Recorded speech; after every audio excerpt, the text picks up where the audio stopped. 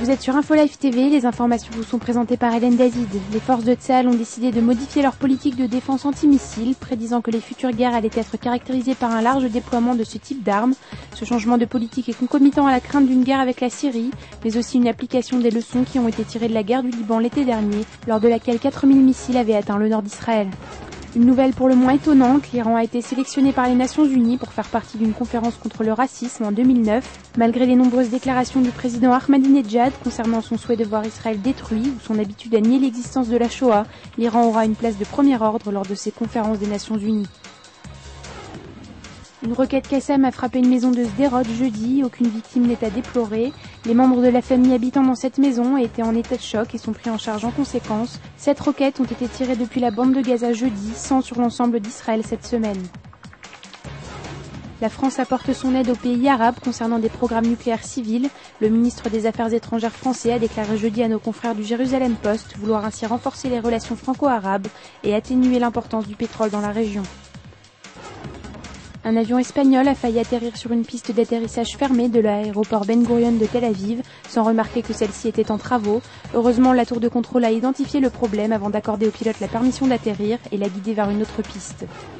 La célèbre chanteuse et adepte de la Kabbale Madonna va passer les fêtes de Rosh Hashanah en Israël, entourée de ses amis les stars tels Demi Moore, Ashton Kutcher ou encore la célèbre styliste Donna Karan. Elle devrait faire un voyage mystique de 10 jours en Terre Sainte. La suite de votre programme sur InfoLife TV, c'est votre magazine Une semaine en Israël qui revient sur l'actualité de la semaine. Et découvrez le divan d'InfoLife TV qui vous propose cette semaine une interview intime et personnelle de la députée arabe chrétienne Nadia Hilo.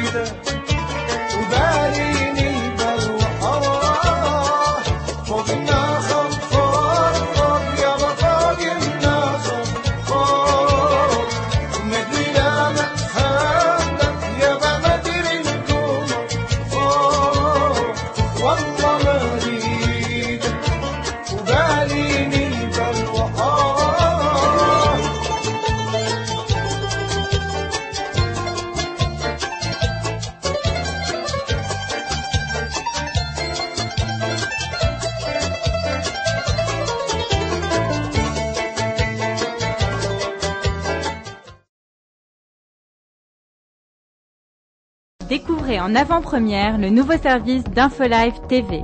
Recevez gratuitement chaque jour, en vidéo, les informations d'Israël et du Proche-Orient sur votre mobile. Pour vous abonner, entrez sur notre site www.infolife.tv et cliquez sur la bannière Service téléphone mobile. Aujourd'hui, le monde entier parle d'Israël.